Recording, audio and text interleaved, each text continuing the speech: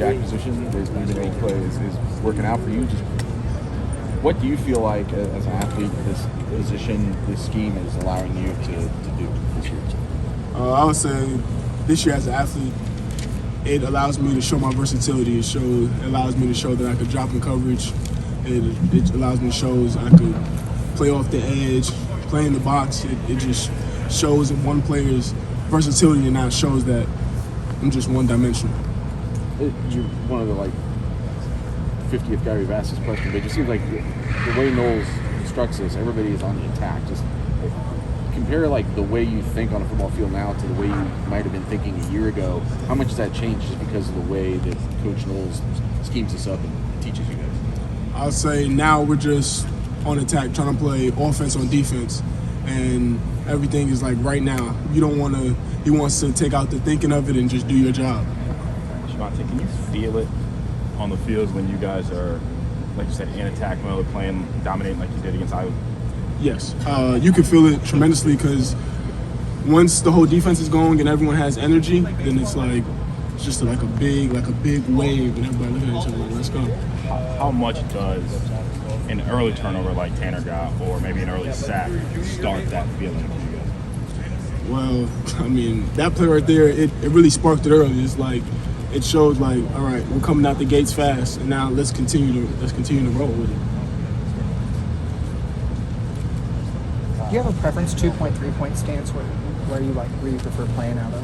No, I don't have a preference. What are the differences between them for you? Do you feel a difference in how you move, how you are reading and reacting to a play? I would say in a 2-point stance, I could see, when I'm standing up, I could see more versus out of a 3.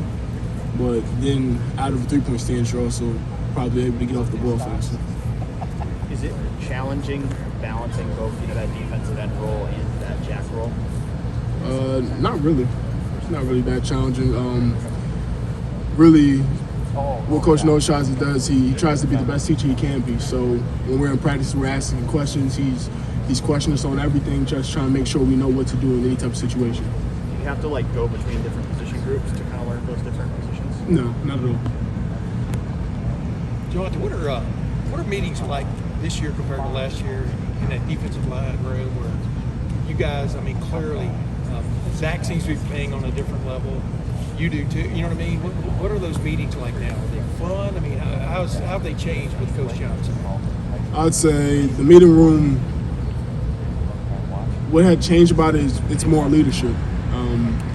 Yeah, we have some young guys, but they have playing time under their belt, and you can see it. So then now when every man in the room knows what they're supposed to be doing, players are able to coach players and see what they're not seeing and what they're missing, and it just helps out with Coach Jay, and he's giving the overall. So it's everybody just pushing each other.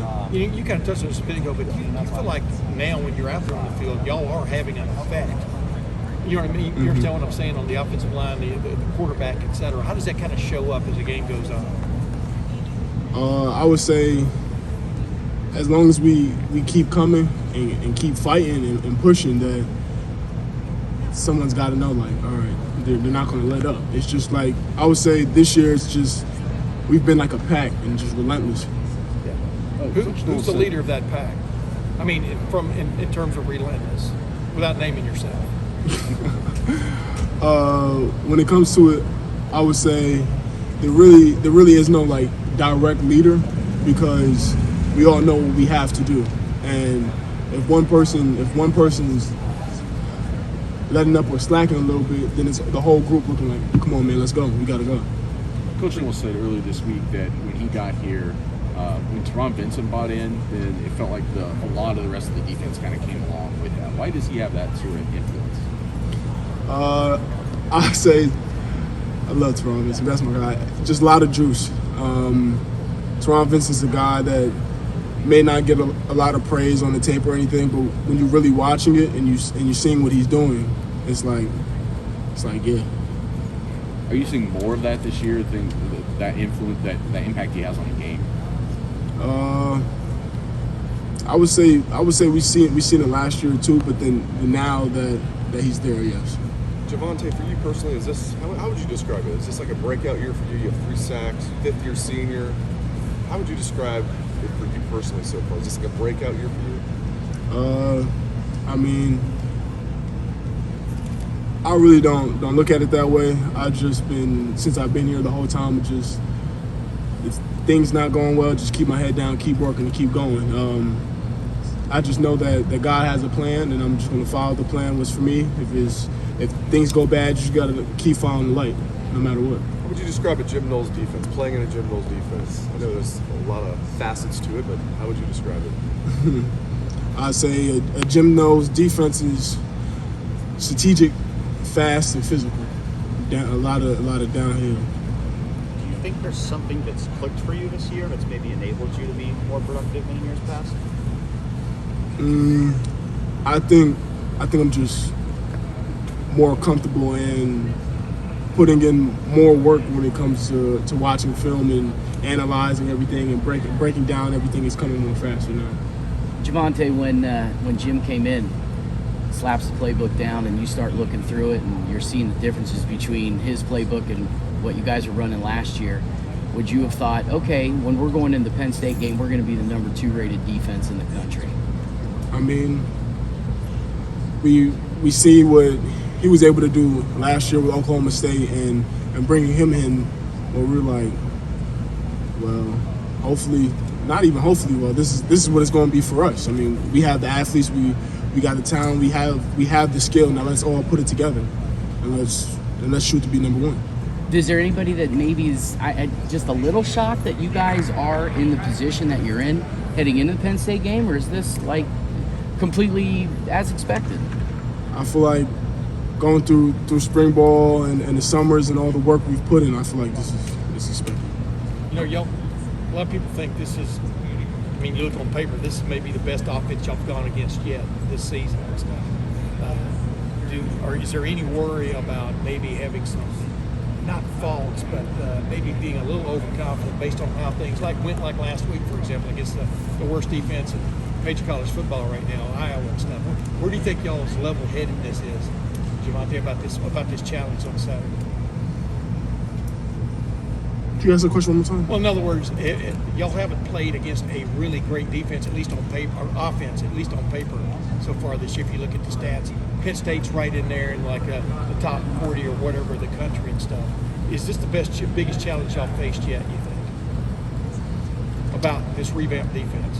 I would say when it comes to it, we prepare everyone like they're the best offense we've seen. It really doesn't matter who it is, because at the end of the day, we have to show up and we have to play. So if we're on everything like we're supposed to be, then it's going to go the way it should.